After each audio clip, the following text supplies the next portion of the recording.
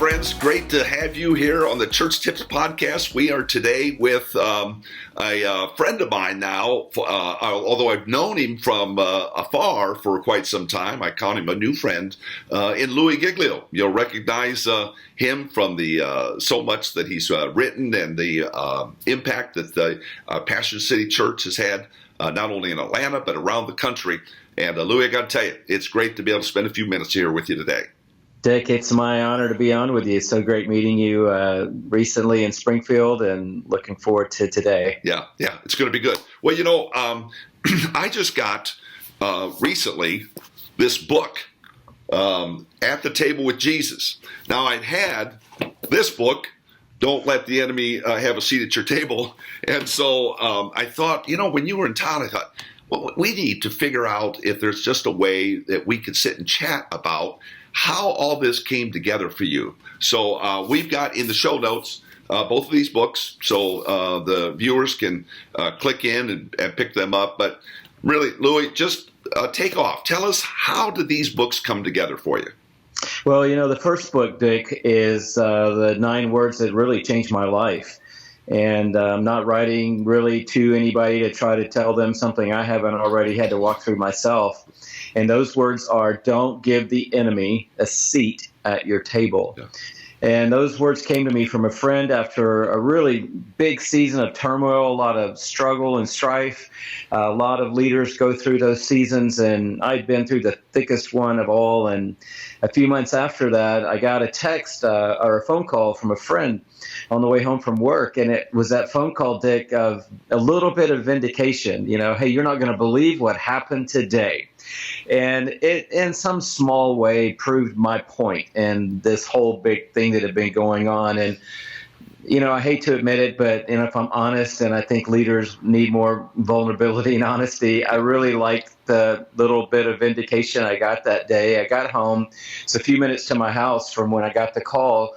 And when I pulled up into my driveway, I texted a friend who'd had my back through this whole season. And texted this really long message explaining everything I just heard on the phone call. And it was kind of that text, and maybe some leader can relate. It was the "Can you believe it" text. Can you believe this happened today? And what I wanted, Dick, was commiseration. And I think we all get in those spots where we just want somebody to come alongside and say, hey, I never doubted you, blah, blah, blah. But I waited and waited and waited for the text that was going to come back, hoping it was going to be as big as the one that I sent, which was pretty formidable to a guy in my demographic. It takes a minute to write that long. And I got this little blurb back on my phone, and I was like, surely that's not the whole response. And so I waited for the follow-up, and there wasn't any, so I zeroed in on the little blurb. And standing at the top of my driveway, I read the words, "Don't give the enemy a seat at your table." And Dick, those words absolutely arrested me. Yeah. And I realized in a heartbeat, there was a real issue, and there were real things that went down.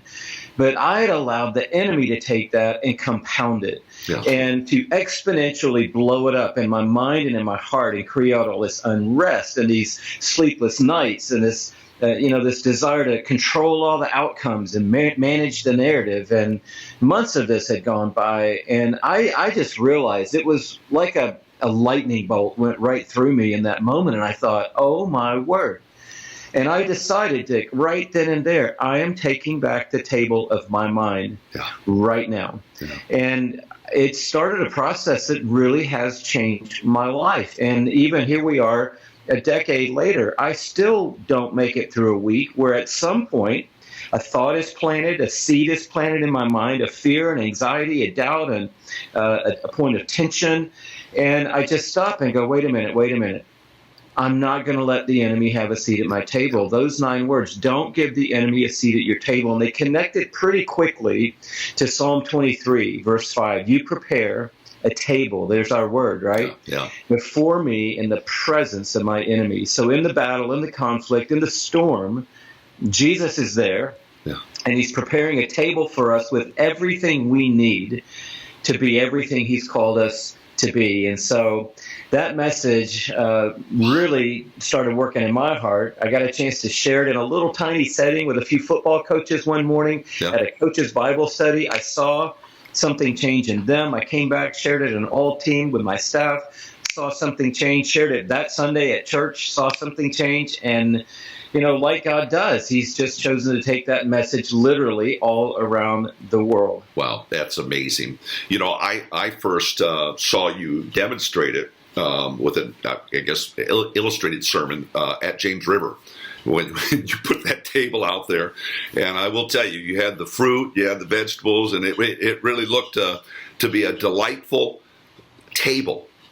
And the image that it just planted in people's minds, that empty chair, don't let the enemy have that seat. That is so powerful. What are you hearing from people? You're interacting with people all over the country and the world. On this message, what is this message saying to people? I think it's awakening people to the reality that we're not the victim of whatever thought passes through our mind. If you talk to a neuroscientist, they say that thousands, possibly 10,000s of thoughts pass through our mind every day. And we don't know all of where they come from, and we don't know how the enemy influences them, but Jesus made it clear that there is an enemy, and he's seeking to deceive us and ultimately destroy us. And we know that all of the negative and the positive things that happen in our lives begin in the mind. So first there's a thought, and then there's an action. First there's a thought, and then there's some sort of behavior that follows. And so thinking is important. And what I'm hearing from people is that this message is helping them wake up to the idea that every thought that comes in their mind doesn't have the right to reside in their mind. And certainly not to get aid and comfort from us to say, oh man, here comes this negative thought. I'm going to help you build a house and plant a garden and help you take over and establish real estate in my mind. Instead, we can examine the thought. This is what the scripture teaches us. And immediately know whether it's congruent with the will of God, the ways of God, the heart of God, the character of God, God's purpose and plan for our life. And if it's not, we can arrest it right then and there. The scripture says, take every thought captive and make it obedient to Christ. And so people are waking up to this idea that just because the thought is there doesn't mean the thought has to stay there. And they're realizing, what? I've got more power than the enemy wants me to believe that I have to control the things that actually live inside my mind. Yeah, that is so good. Yes, then you followed up with At the Table with Jesus. So this is 66 days to draw closer to the Christ. So well written as per your normal writings and the images. So how did this come together as an outflow? Was that planned from the beginning, or what happened? It wasn't planned necessarily from the get-go, but as we got into Don't Give the Enemy a Seat and started to understand this message, Dick, we really began to realize how important it is that we learn how to fight well. And you don't fight well by trying to resist negative thoughts. In fact, when we do that, say someone spoke over you as a kid, you don't matter to your mom and I, and we never wanted you anyway. Well, the more you say, you know what, my parents said they didn't want me anyway, but I don't care what my parents think. Well, I just repeated what my parents think. If one of your parents was an alcoholic and you spent the last 15 years going, I'll never be an alcoholic like my parent. I'll never be like my parent. You trust me, I will never be like my parent. What you're repeating every time is what you don't want to be like. And so you don't win the battle by fighting against the lie. You win the battle by focusing on the truth. And God knew this long before we did. He said, don't be conformed to this world, but be transformed by the renewing of your mind. But then as Don't Give the Enemy a Seat released, I did a lot of podcast interviews in that season, and one of them was with a neuroscientist, one of the most well-known ones in the world.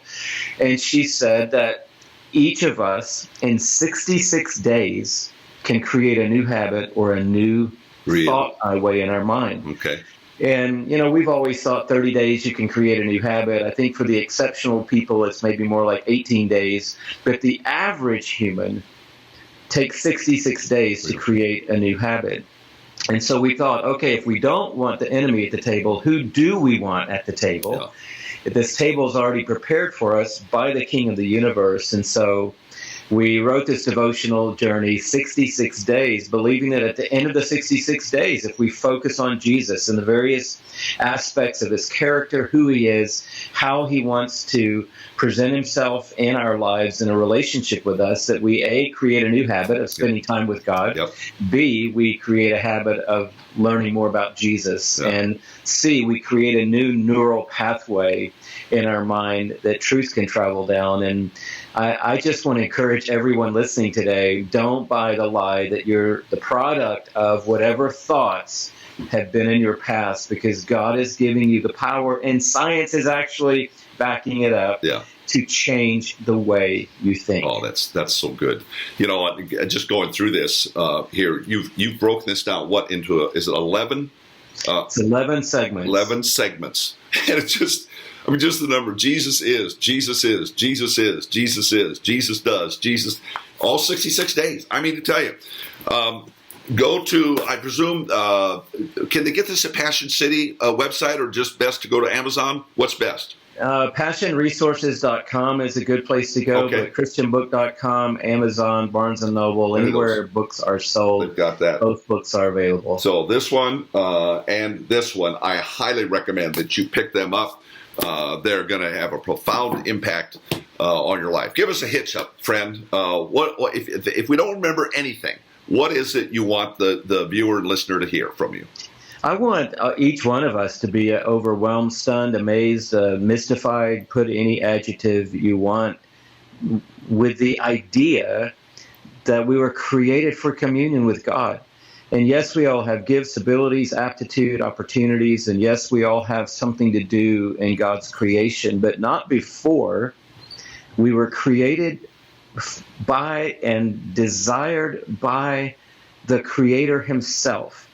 And right now, in this moment, the God of heaven wants to have a relationship with each one of us. He wants to sit down at the table with us and have a relationship. And I just want to encourage each one of us today to carve out the time to say yes, to create a new mindset that says, I'm wanted, I'm invited, I'm welcomed in, and I am appointed for the table of the King.